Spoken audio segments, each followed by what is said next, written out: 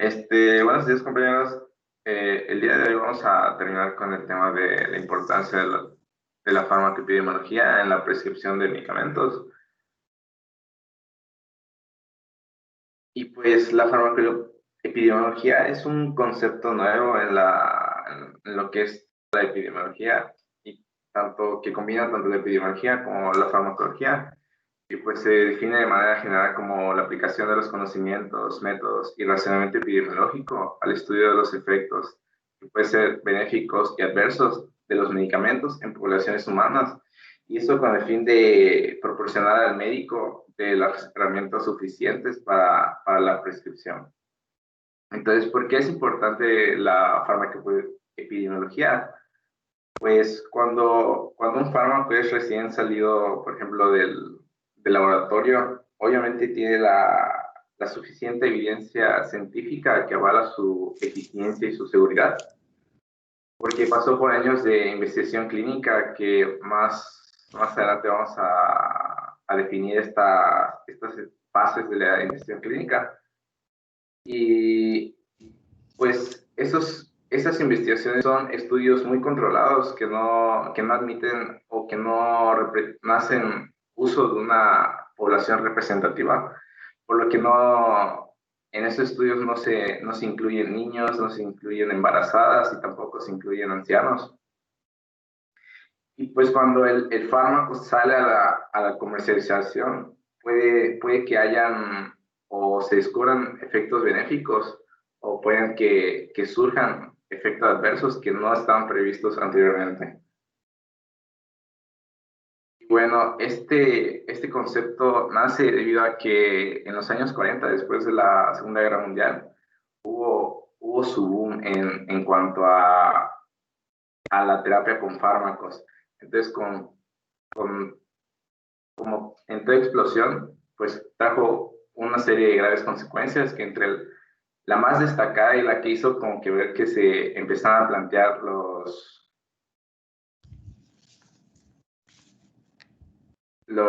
riesgos que trae no medir de manera considerable la utilización de los fármacos, fue el accidente con la talidomida, que fue causante de una epidemia de fucomelia. Como sabemos, pues la talidomida es un potente teratógeno. Y bueno, un concepto que se deriva de la farmacoepidemiología, pues es la farmacovigilancia, que se define como la recolección, el registro y la evaluación sistemática de la información respecto a las reacciones adversas de los medicamentos cuando son usados en la etapa post-comercialización por una población en condiciones naturales. Básicamente, la farmacovigilancia, después de que el medicamento sale a comercialización, se supone que las farmacias llevan el registro de la prescripción. Y pues los fines de la farmacovigilancia son la detección oportuna de las reacciones adversas, la descripción de las mismas, confirmar si hay una causalidad entre la reacción adversa y el medicamento, establecer la incidencia de los efectos adversos, y pues determinar o evaluar los factores de predisposición de las reacciones adversas. Un momentito. Muy bien, Julio, muy bien, un poquitito. Muy bien, jóvenes, pues vamos a despertar, wake up. Lo que acabas de mencionar es relevante. Sería muy importante que alguien opine sobre lo que acaba de decir Julio, de los primeros aspectos de lo que es la farmacovigilancia. Como ya les había comentado en pláticas previas, que es relevante que haya o que exista un equipo de farmacovigilancia, al menos en el sector salud. ¿Quieren opinar sobre lo que, o agregar algo, o considerar algunos puntos antes de que continúe Julio? Lo que es decir, la farmacovigilancia y la farmacología que acaba de mencionar. Abraham, Atala, ¿alguien puedes considerar? Doctores, doctoras.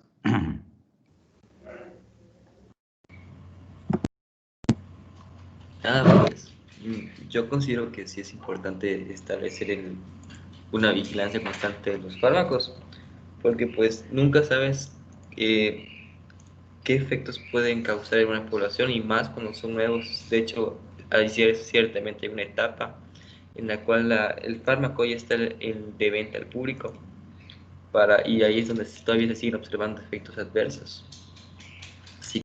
Sí, es algo de importancia. Muy bien. ¿Algo más, doctores? David Jesús Vela, sobre la epidemiología o farmacoepidemiología.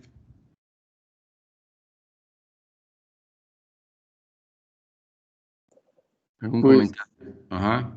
Sí. considero que es importante, sobre todo si, por ejemplo, se detecta, por ejemplo, cuando recientemente sucedió lo de la ranitidina, que se descubrió que podría causar cáncer, pues se le debe de dar un seguimiento adecuado al rastreo para evitar que se siga prescribiendo.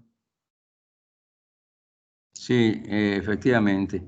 En realidad todo eso tenemos que apuntarlo nosotros en nuestro acervo, por decirlo, acervo médico, están informados, ¿no? Están informados.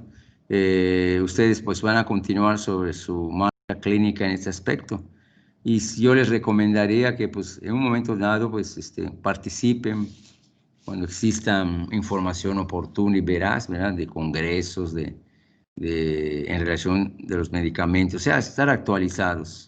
Es muy relevante hasta ahora, pueden empezar si las posibilidades lo permiten, ¿verdad? En línea, trabajos en línea, para ver algún medicamento, porque se suspendió, por ejemplo, en este caso salió la ranitidina que causa algo de plaquetopenia, que algunos productos que, obviamente la talidomida, eso era muy importante, sobre todo las mujeres embarazadas, ¿no? O que estaban en concebir. Y eso es la farmacovigilancia. Y vuelvo a repetir, no sé si van a comentar, pero hemos dicho que es un equipo. Obviamente el médico es el responsable del tratamiento. Pero desde que llega un medicamento, eso ya empieza la farmacovigilancia hasta que llegue a nuestro usuario, que es el paciente. Bueno, adelante, Julio. Continuación, ¿hay un comentario? Adelante. Sí, mi compañero Yusef. Sí, bueno, ok. Bueno, ahora vamos a hablar sobre la clasificación de los medicamentos según su valor terapéutico. El valor terapéutico nos indica lo que es la calidad de un medicamento y el impacto que éste tiene dentro de una población. Esto va a ser debido a su uso y va a depender de la eficacia, la seguridad, la relación beneficio-riesgo, el beneficio-coste y también la necesidad del uso de este medicamento. Además, para poder clasificar a un fármaco en cualquiera de estos 4 grupos, pues también se toman en cuenta medidas como farmacocinética y farmacodinámica. Bueno, los 4 grupos en los que los podemos clasificar es el valor elevado, valor terapéutico relativo, valor dudoso o nulo, y por último, el valor inaceptable. Siguiente, por favor. Primero hablaremos del valor elevado. En este grupo se encuentran todos aquellos fármacos cuya eficacia ya ha sido demostrada en ensayos clínicos. De igual forma, su seguridad también ha sido demostrada y son fármacos muy seguros de usar, ya sea en cualquier ámbito. Y por lo general son fármacos que nosotros conocemos como los de primera elección, ya que poseen efectos inmediatos y que van a ser benéficos para el paciente. Esto quiere decir que en la relación beneficio-riesgo, el equilibrio va a estar más hacia el beneficio para el paciente que para el riesgo. Siguiente. En el segundo grupo tenemos a los de valor relativo. En este grupo se van a encontrar los fármacos que van a tener un principio activo con un valor potencial elevado. Esto quiere decir que son eficaces y que son seguros, pero que en una o más sustancias dentro de ese mismo medicamento va a haber una sustancia química que va a tener una eficacia terapéutica dudosa y que no ha sido comprobado en su totalidad. Entonces, esta segunda sustancia que tiene una eficacia terapéutica dudosa va a ser lo que le da el valor relativo a este medicamento. Bueno, en el tercer grupo tenemos el valor dudoso o nulo, que son todos aquellos medicamentos cuya eficacia no ha sido demostrado completamente en ensayos clínicos controlados y por lo tanto no se conoce su seguridad. Sin embargo, también se tiene como que cierta idea de que puede ser benéfico, pero al no estar 100% comprobado, pues mejor se mantiene en este estado porque puede ser que dentro de un tiempo empiece a provocar reacciones adversas o efectos inesperados. Por lo tanto, es mejor mantenerlos en un bajo rango de uso, que es el valor dudoso o el valor nulo. En el siguiente, por favor. Bueno, por último tenemos el valor inaceptable, que son todos aquellos fármacos cuya relación beneficio-riesgo no es favorable para lo que es la salud del paciente. Por lo tanto, su uso está totalmente contraindicado. Todo esto o sea, nosotros logramos clasificar un medicamento según su valor terapéutico gracias a muchas investigaciones que se tienen que realizar en él, lo que es todo el proceso de investigación clínica y que veremos a continuación. Siguiente. Bueno, para que nosotros podamos clasificar un medicamento según su valor terapéutico, tenemos que realizar toda lo que es la fase preclínica y la fase clínica. Y a partir de aquí, pues es todo el proceso que tiene que pasar un fármaco para su desarrollo y su comercialización al final de lo que es la fase clínica. Para empezar, tenemos dos grupos grandes, ¿no? Dos fases grandes, la fase preclínica y la fase clínica. La fase clínica se va a dividir en otras cuatro, la fase 1, fase 2, fase 3 y fase 4. Bueno, comenzamos con la fase preclínica. En la fase preclínica, la experimentación se va a dar con animales y principalmente se va a evaluar los posibles daños al tejido que puede ocasionar el fármaco o la sustancia a investigar, y también se va a evaluar lo que es la seguridad de la sustancia. Esta parte va a ser una experimentación de larga duración, puesto que necesitamos conocer los posibles daños histopatológicos, fisiopatológicos, químicos, electrofisiológicos y todos los cambios que la sustancia puede ocasionar a un tejido. Bueno, una vez que el fármaco logre pasar la prueba de la fase preclínica, entra a la que es la fase clínica. En la fase clínica siempre se va a trabajar con humanos, ¿ok? Y conforme vayamos avanzando en cada subfase de la fase clínica, la cantidad de pruebas en humanos tiene que ir aumentando. Es importante que durante la fase clínica siempre se tiene que tener en cuenta lo que es la seguridad. En cada fase siempre se investiga la seguridad. Bueno, primero tenemos la fase 1 de la fase clínica. Aquí comenzamos con un estudio en un número reducido de voluntarios humanos sanos. Esta es la importancia de la fase 1, humanos sanos. ¿Para qué? Para conocer cuáles son los efectos inesperados o efectos tóxicos que se pueden presentar en humanos sanos. De igual forma, escogemos humanos sanos para que podamos conocer cuál es la verdadera farmacocinética del fármaco y la verdadera farmacodinámica. Una vez atravesada esta fase, vamos a la fase 2, que en la fase 2 lo que se quiere investigar son los efectos del fármaco en enfermos. Recordemos, fase 1 es humanos sanos, fase 2 son humanos enfermos. ¿Esto para qué? En la fase 2 lo que queremos hacer es conocer la acción terapéutica del fármaco y cuál es la dosis óptima que nosotros necesitamos administrar para conseguir el efecto terapéutico deseado. Bueno, una vez que atraviese la fase 2, llegamos a la fase 3, que aquí son estudios más amplios en un número más grande de voluntarios enfermos. Y bueno, pues en esta fase mayormente es cuando se hace muchos tipos de estudios, como por ejemplo a un grupo de pacientes se les da el fármaco, mientras que a otro grupo se le puede dar un placebo. También en la fase 3, aquí mayormente lo que se evalúa es la seguridad y los efectos adversos que el fármaco puede tener. Esto es porque en las primeras dos fases tuvimos sí, una evaluación de la seguridad, pero fue en muy pocos voluntarios, mientras que en la fase 3 ya son pruebas cada vez más grandes y más amplias.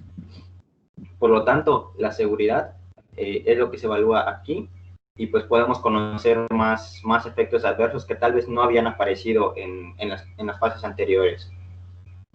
Bueno, una vez que un fármaco ya atraviese o sea aprobado en la fase 3, pasa a lo que es la fase 4, en donde la fase 4 consta de la aprobación y la comercialización del fármaco. Y también en esta fase 4 es cuando el médico indicado ya puede recetarlo y ya puede administrar su consumo de cada uno de cada fármaco nuevo.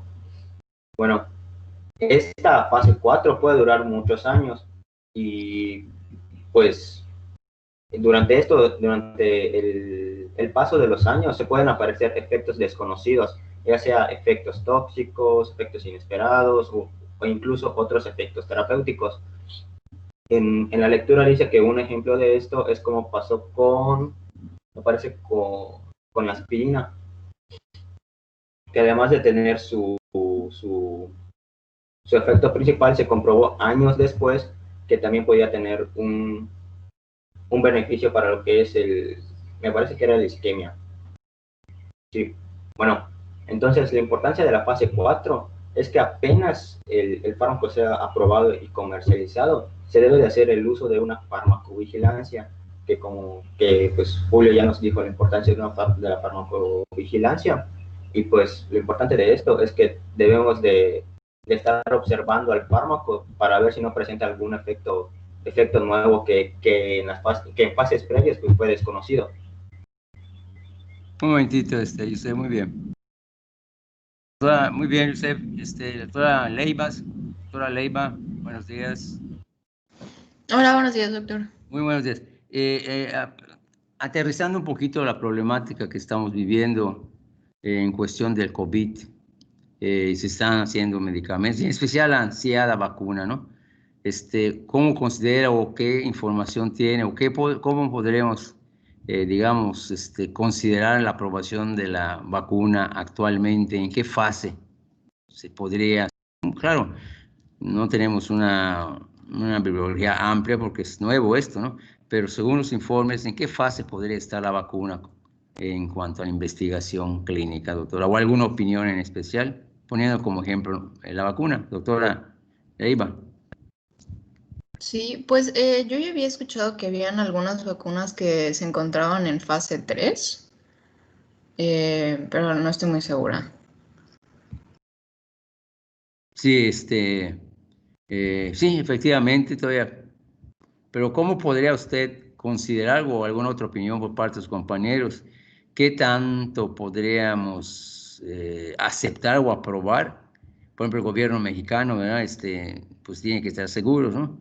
Pero ante esta situación, ¿cómo lo podría usted aplicar en cuanto a la problemática actual? ¿La aceptaríamos apenas salga?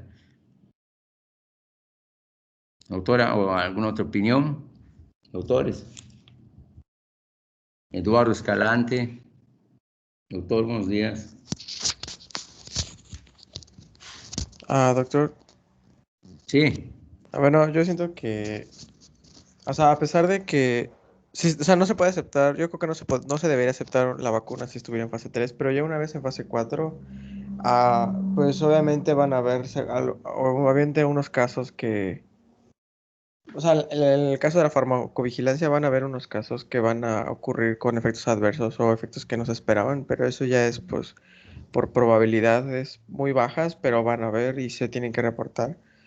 Pero yo creo que ya una vez en fase 4 ya sería, creo que lo adecuado. Hay gente que dice que deberían esperarse a que otros países lo hagan primero y después ver si funciona, pero eso fueron las anteriores fases para que no haya mayores problemas.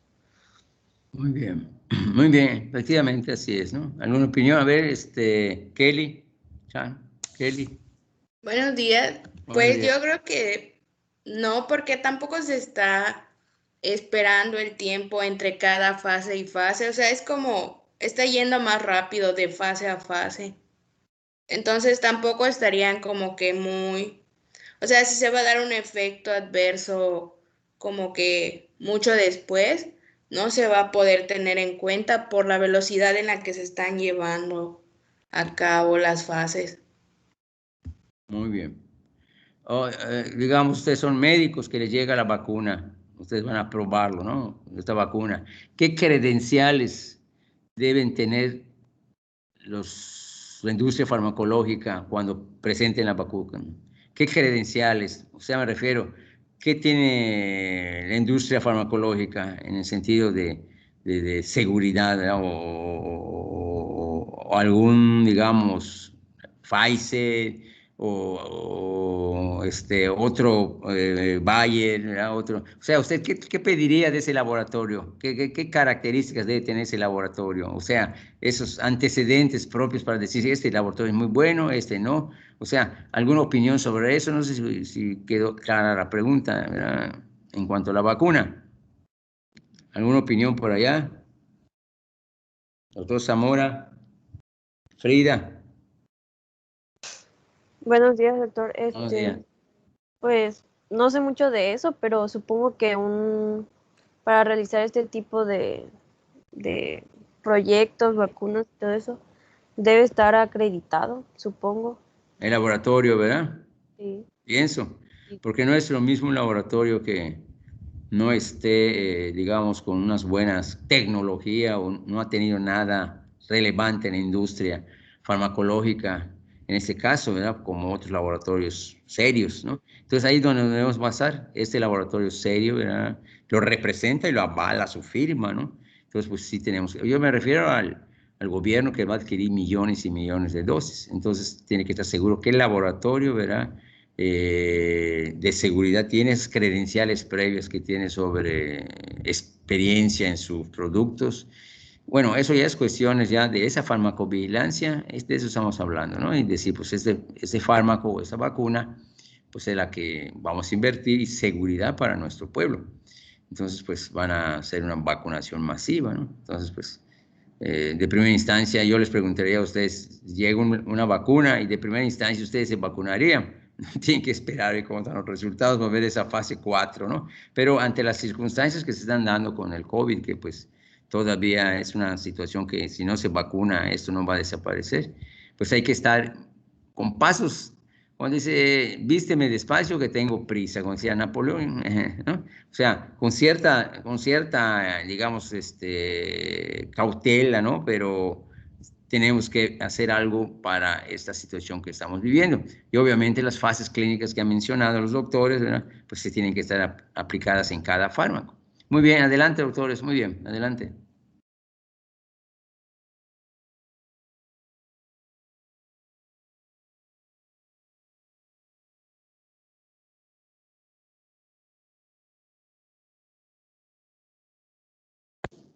Buenos días. Buenos Buenos días, días, doctor. Buenos días a todos. buenos días. Bueno, yo voy a hablar acerca de la patología farmacológica, pues, de los fármacos, de todos los efectos, todo relacionado a los adversos pues, que podrían producir y cómo se puede clasificar en la clínica. Siguiente.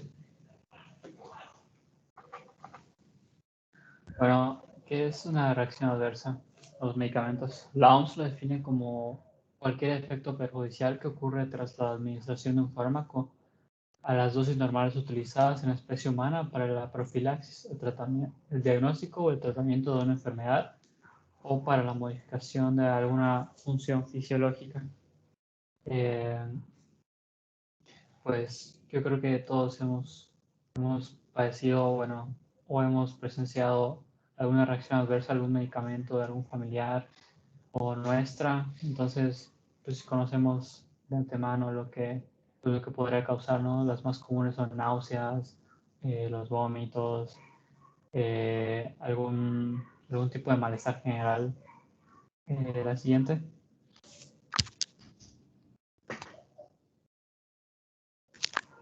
Bueno, pues para clasificar la epidemiología de los efectos adversos, pues pues, el documento que consulté dice que es la sexta causa de muerte en el mundo, o por lo menos después de las cardiopatías, después de las enfermedades crónico-degenerativas, pues ocupa, creo que un lugar bastante importante en la mortalidad. En medios hospitalarios nos dice que el 5% de los ingresos son por reacciones adversas. 10 a 20% de los pacientes hospitalizados presentan una o más reacciones adversas, 7% son graves y 0.32% son mortales. El 90% de los medicamentos que se consumen en la atención primaria, 2.5% de las consultas son por reacciones adversas. El 40% de los pacientes presenta un mínimo un efecto adverso durante el consumo de los medicamentos. El siguiente. Y bueno, los fármacos que más comúnmente aparecen en el registro de los efectos adversos son los agentes cardiovasculares, los antimicrobianos y los AINES. El 16% de las reacciones adversas requirió un tratamiento farmacológico, el 100% se llevó a hospitalización y el 30% de las reacciones adversas fueron calificadas como prescripciones irracionales o con fármacos recetados sin algún fundamento. La siguiente.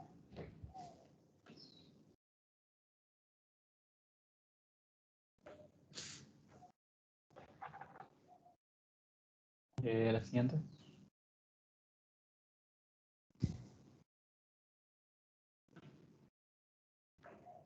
Y bueno, ya hablamos de la farmacovigilancia, ya hablamos de la importancia.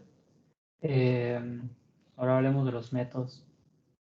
El más común y el más utilizado internacionalmente es la notificación espontánea, que es cuando una persona pues informa acerca de algún efecto adverso o algún tipo de síntoma inusual que haya experimentado después de haber consumido o pues haber consumido el medicamento.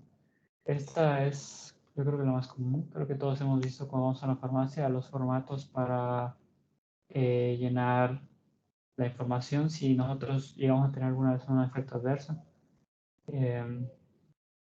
Después están los estudios de cohorte, que son estudios ya más elaborados. Se basan principalmente en la aplicación o el estudio de personas que consumen o pues que son medicados con X fármaco que sea de interés, a comparación de un grupo de personas que no use esta medicación. Y bueno, y pues se establecen pues las diferencias, si tienen algún tipo de reacción, todos los síntomas que podrían tener o cómo puede diverger, cómo pueden diferenciarse acerca de pues todos los síntomas que podrían pues, tener los dos grupos, o sea, todas las diferencias que se puedan dar. Eso es lo importante para registrar este tipo de estudios. En el estudio de casos y controles, la diferencia es que se busca el síntoma o el efecto adverso. Por ejemplo, la agranulocitosis se pues estudia en cierto tipo algún grupo de población que tenga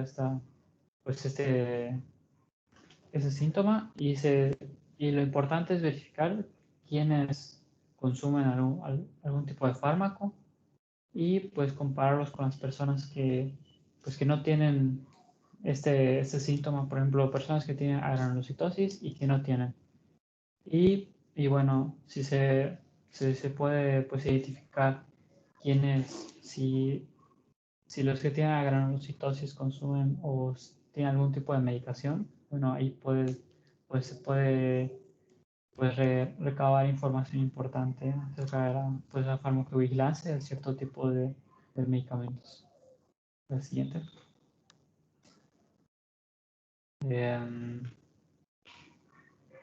No estaban completadas diapositivas. ¿Hay otra más? Sí, hay más diapositivas. Ah, más, ¿la tienes? ¿Alguna pregunta sobre ¿qué?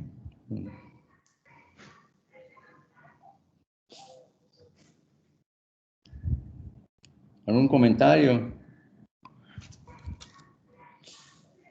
En resumen, no se deben incluirse los medicamentos en sí, ¿verdad? A menos que se archive, que tengan un archivo y que estén archivados y documentados por un sistema de farmacovigilancia que cada hospital lo debe tener, ¿verdad? Que esté registrado y que tenga un código de identificación, sistema de dicción, de diccionarios de medicamentos, o sea, el PLM, pues están archivados de una manera, es una información que tenemos de todas las reacciones o bondades de cada medicamento, ¿verdad? Y tiene que estar autorizado para su misma comercialización de este producto. Ya mencionaron los estudios que avalan, ¿verdad? Obviamente que el ensayo clínico es el relevante en este caso, ¿no? Es cuando sale ya de todas las fases. Aquí está, estudios de corte, que es que le sigue, de último, estudios de casos y controles. Pero con base a eso, pues nosotros tenemos que decidir si este fármaco cumplió, ¿verdad? Con todo eso, se archivó, está vigilado, ¿verdad? Y está aceptado por un comité internacional de farmacovigilancia. Y obviamente en cada hospital debemos de continuar con esos fármacos o comités de farmacovigilancia. Entonces, todo eso conlleva una situación relevante, ¿verdad?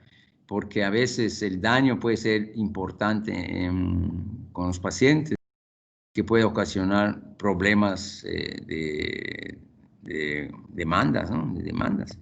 Y no olvidar que nosotros somos biológicos, no nos comportamos, a pesar de que hay estudios que existen en reacciones adversas mínimas. Bueno, si son mínimas, pues son estudios que se han hecho, ¿verdad? Y de alguna manera habrá existido una reacción en tal paciente. Pero cuando se empieza a dar como el naproxen, que empezó o diclofenaco, que se da, basta, se receta, así empezaron a haber reacciones severas, empezaron a ser más prudentes, porque ahorita con lo que vaya a la farmacia y consigue un medicamento y se lo venden así como si fuesen dulces, ¿verdad? Entonces hay que considerar este aspecto y mencionárselo al paciente, ¿no? Es relevante todo eso. Muy bien, doctor. Adelante con la diapositiva. Gracias. Bueno, pues en esta parte vamos a ver la clínica y el diagnóstico de las reacciones adversas, que es básicamente los datos importantes que se tienen que pues, registrar para poder llegar a una conclusión. Bueno, primero que nada se clasifica la reacción adversa. La OMS tiene un diccionario con más de 1200 términos y pues constantemente se va añadiendo más. Y pues esos están clasificados por aparatos y sistemas. O sea, cada fármaco para X sistema pues está clasificado. Y bueno, la clasificación propia de los fármacos también tiene una clasificación de acuerdo a los sistemas, pero esa se clasifica de acuerdo a la función del fármaco. Por ejemplo, un fármaco puede tener varias clasificaciones o varios códigos. Por ejemplo, la aspirina o el ácido acetilsalicílico, pues tiene una clasificación para su uso como analgésico y tiene una clasificación para su uso como anticoagulante. Y pues es un código específico que, bueno, se tiene que consultar porque pues no se pueden memorizar tantos códigos, pero pues en el registro pues se tendrá que poner. Y bueno, la clasificación de las patologías, que es establecer para qué se utilizó el medicamento, cuál fue la reacción adversa que apareció y si tuvo mortalidad.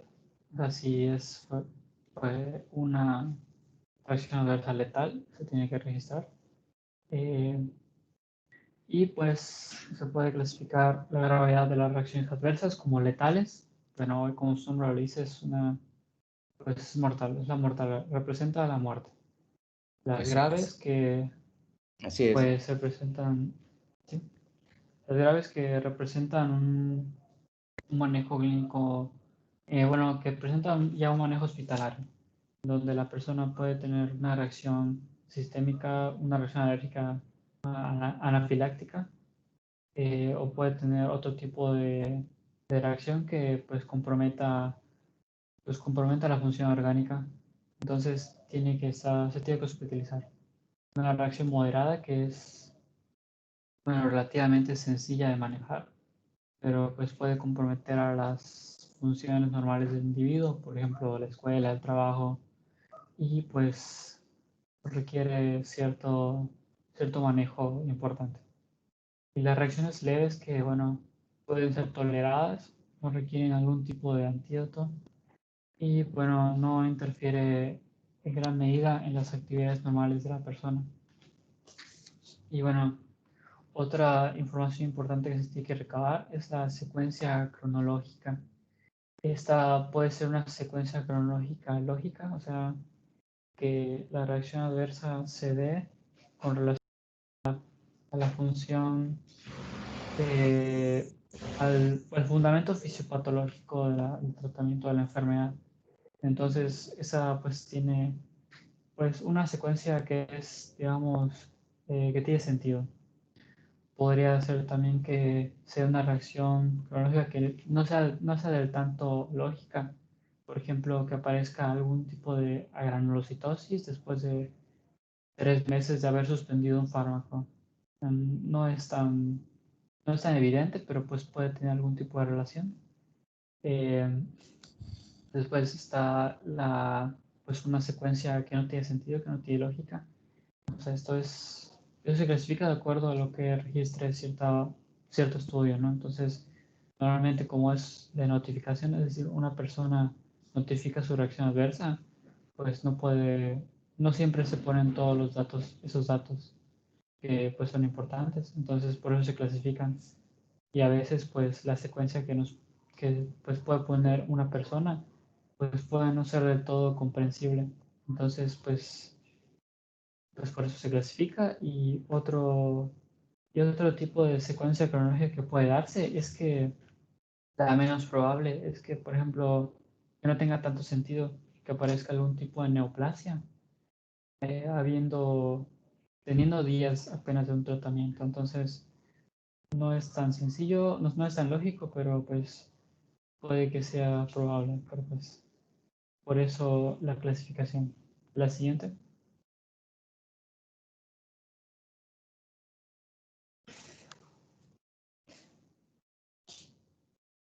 Y bueno, relación de causalidad o imputabilidad. Bueno, esto, más que nada, se utiliza un algoritmo para esto. Un algoritmo desarrollado por Karch y Lasaña, modificado por otros investigadores, Naranjo y Colap. Bueno, eso básicamente es una lista donde se evalúan ciertos puntos, en donde, por ejemplo, se evalúa si si se mejoró el efecto adverso al suspender el tratamiento, si al readministrar medicamento, el efecto adverso, si existe causas alternativas que puedan causar esta reacción. Es decir, es toda una lista que dependiendo la respuesta de la persona, se da cierto puntaje a cada aspecto. Entonces, al final de sumar todos los puntajes, este algoritmo puede pues, darnos más evidencia acerca de lo que es el efecto adverso.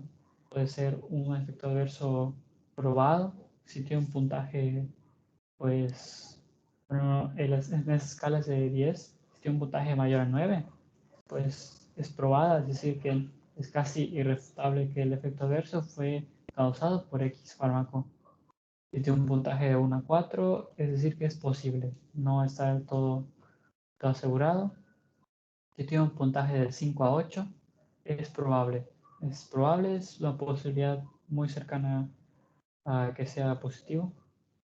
Y si tiene un puntaje de 0, pues es dudosa, pero no se descarta del todo. Este es un algoritmo, es una lista, que bueno, no la puse aquí porque es bastante, pero pues es un algoritmo que puede servir y bueno, existe. Y Después otro aspecto que se tiene que registrar es la plausibilidad del episodio descrito.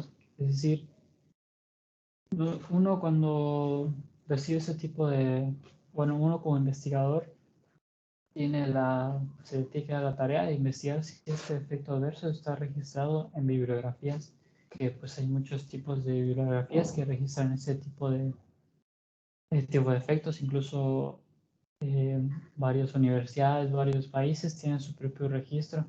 Entonces, uno tiene el deber de consultar, de investigar qué tanto se ha registrado, qué tan común es y qué tanto se sabe. El evento puede ser conocido, el evento puede ser anecdotario, es decir, leído en ciertos artículos, pero no del todo confirmado. Y el efecto puede ser totalmente desconocido. Y otra clasificación que también se puede dar en este tópico es que el efecto sea desconocido y sea totalmente, pues, que exista bibliografía que diga que este efecto es inatribuible a X fármaco. Es decir, que existe evidencia que este fármaco no provoca este efecto. Entonces, eso también se puede clasificar en ese tópico. Otro aspecto que se tiene que registrar es el efecto de la retirada del fármaco sospechoso. Bueno, esto también puede dar diferentes escenarios. Puede que el efecto indeseable mejore con la retirada del fármaco, que eso sería lo ideal, sería como que lo más, aportaría más evidencia para pues tomar una decisión. La reacción puede no mejorar con la retirada del fármaco. Puede que incluso no se retire el fármaco sospechoso y que el cuadro mejore. Puede que no se retire y el cuadro no mejore. Puede que incluso la notificación o la persona que realizó que llenó el formato no notifique si mejoró o no notifique el desenlace. Y bueno, todo esto puede presentarse en esta clasificación. Y bueno, otro tópico que puede ser un poco controversial, ¿no? La readministración del fármaco sospechoso. Esta prueba es casi irrefutable, ¿no? Porque pues puedes ver los efectos inmediatos del fármaco. No se puede hacer con todos los fármacos, obviamente. Incluso queda un poco a la ética de la persona o del investigador, del médico que está llevando este caso. Entonces, puede tener una reacción positiva, es decir, es que el efecto aparezca nuevamente. Puede que no aparezca. Puede que la notificación no tenga información acerca de esto. Incluso el efecto pues, más indeseable es que el fármaco o el efecto tenga una reacción que sea irreversible. Entonces, pues yo creo que no sería tan recomendado realizar esto, pero es una prueba bastante irrefutable que puede ser pues, importante en cierto tipo de estudios. Y bueno, ya una vez que se haya evaluado todos estos aspectos, uno puede evaluar la causalidad, es decir, qué tanto está relacionado toda esta información recabada, qué tanto está relacionada con el efecto adverso. Y bueno, se pueden clasificar en diferentes rangos, por ejemplo, lo que es probado y es definido, es decir, que existe una relación temporal entre la administración del fármaco, el mecanismo de acción tiene sentido con los síntomas que presenta la persona. Este síntoma ya ha sido pues, verificado en otras bibliografías o ha sido registrado en otras personas. Entonces, este efecto adverso es casi seguro que es relacionado al fármaco. Puede ser probable, puede ser que presente todo este tipo de, todas estas características, pero que no hubo una readministración, porque bueno, uno de los aspectos que, bueno, no mencioné acerca de lo que que podemos clasificar como lo que es definido y lo que es seguro es que la readministración es uno de los aspectos que, bueno, nos da información. Entonces ya con eso podemos definir si es probado y si con la readministración se vuelve a presentar, entonces es casi seguro. Entonces lo que podemos clasificar como probable es todo lo anterior, pero sin la readministración. También algo que podemos clasificar como posible es igual que el anterior, pero que el signo o el síntoma que tiene la persona no se puede explicar con el mecanismo de acción del fármaco o que no tenga una relación que haga sentido. Entonces ya es un poco menos posible, pero aún se puede comprobar. Y otro rango de clasificaciones que no esté relacionado o esté dudosa.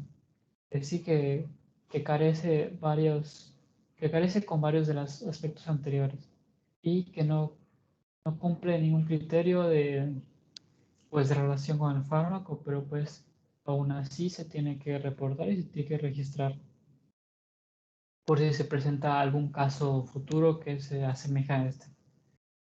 Y bueno, el condicional, significa que la secuencia temporal, es decir, que el efecto adverso apareció con un intervalo de tiempo razonable, pero que la reacción del todo no explica el estado clínico del paciente. El cuadro presentado es totalmente desconocido y no tiene algún registro bibliográfico, no hay informes que avalen esto, es decir, no se conoce mucho acerca de esto, entonces puede clasificarse como condicional. Y bueno, todas estas clasificaciones esta clasificación, bueno, puede derivar en el seguimiento al caso o realizar más estudios acerca del mismo para tener más conocimiento acerca de del tema o del fármaco que se esté tratando. Sí.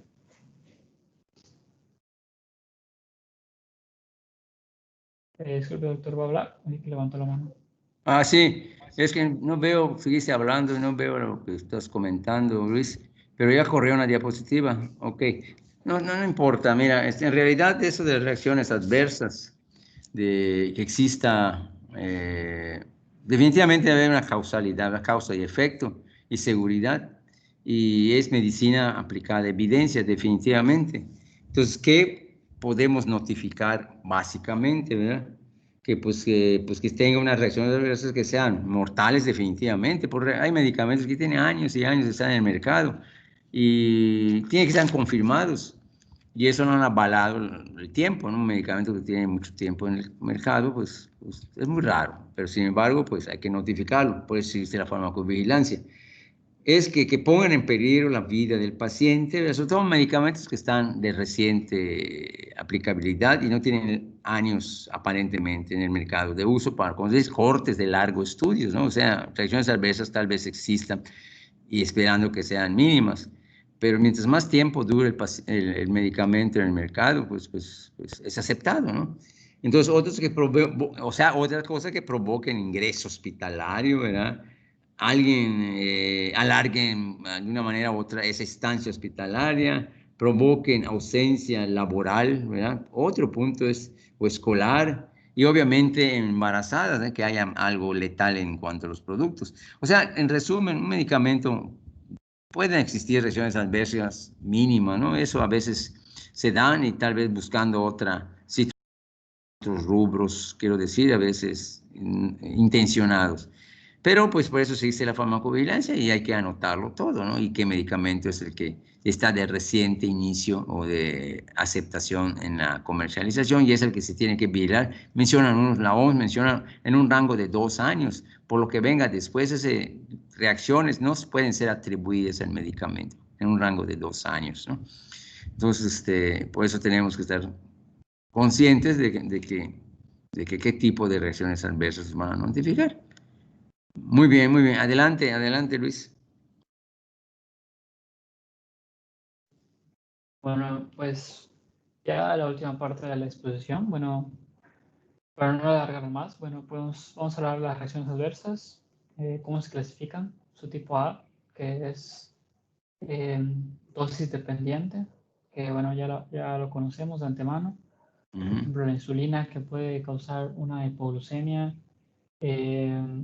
Fármacos que estén relacionados con, pues, que se utilicen para ciertas cardiopatías, pueden causar efectos que tienen amplia relación con la dosis, con su mecanismo de acción. Estos son el 75% de las reacciones adversas, se pueden clasificar dentro de las dosis dependientes, es decir que pues pueden a cierto punto pueden ser evitadas, pueden ser manejadas de manera relativamente sencilla. Las tipo B, que son independientes de las dosis. Estas reacciones se ven pues, relacionadas con el organismo de cada individuo, con la reacción individual de cada persona. Estas pueden ser idiosincráticas, puede ser genética, es decir, que algún tipo de carencia de enzima, alguna proteína que sea importante para el metabolismo, para la absorción, o sea, para la farmacodinámica o la farmacocinética del fármaco. Pues alguna deficiencia de alguna proteína relacionada con estas, pues puede tener algún efecto diferente al resto de la población general. Y las inmunoalérgicas, que están relacionadas, pues como su nombre lo dice, con alguna reacción inmunitaria no deseada. La siguiente. Y bueno, ya para finalizar, los factores de riesgo. Que bueno, sabemos que la edad es un factor de riesgo importante y es algo que se tiene que tener mucho en cuenta a la hora de establecer un esquema de tratamiento para alguna persona. Por ejemplo, una persona de tercera edad, sabemos que el acné es totalmente diferente a una persona adulta. La absorción del fármaco puede ser menor por la menor secreción gástrica de las personas, por la menor cantidad de células de absorción en una persona de la tercera edad. Entonces, se tiene que considerar el metabolismo del fármaco no va a ser el mismo, obviamente. El flujo hepático ha disminuido, las enzimas probablemente también han disminuido. Entonces, el metabolismo está disminuido, por lo tanto, tiene que haber un ajuste de dosis, la excreción lo mismo, pues la función renal disminuye. Entonces, pues todo eso se tiene que considerar. También, por ejemplo, un recién nacido que también no tiene la misma función renal que una persona adulta. La barrera hematoencefálica no es la misma que una persona adulta, por lo tanto puede ser más sensible a ciertos fármacos que estén relacionados con el sistema nervioso. Bueno, en todos estos aspectos de la edad tienen que ser considerados al momento de pues, dar un tratamiento a alguna persona. El sexo, bueno, no se está establecido del todo que el sexo tenga una relación con los efectos adversos, pero se tiene registrado que el sexo femenino es más propenso a tener efectos adversos de ciertos fármacos. Y bueno, con esto finaliza mi presentación. Muy bien. ¿Algún comentario, jóvenes, en relación a las pláticas de los doctores? De Luis Ángel, ¿sí? ¿Algún comentario sobre Yusef? ¿Algún comentario a Yusef? No, está todo claro.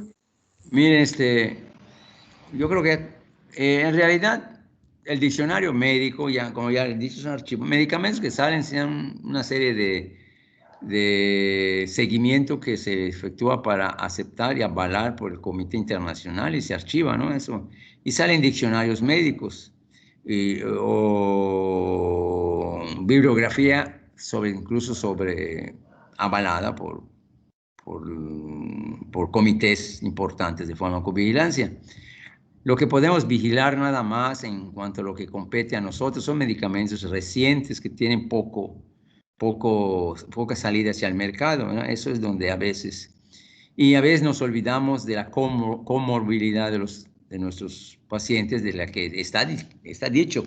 Medicamento X, ¿verdad? Tiene acción y tener precaución sobre pacientes que tienen cierta comorbilidad, ¿verdad? Ya lo comentó Luis, ¿verdad? Pues si son pacientes que tienen seniles en general, una medicación en pacientes de la tercera edad varía a un paciente joven, ¿verdad? Porque ya lo sabemos, su farmacocinética, dinámica.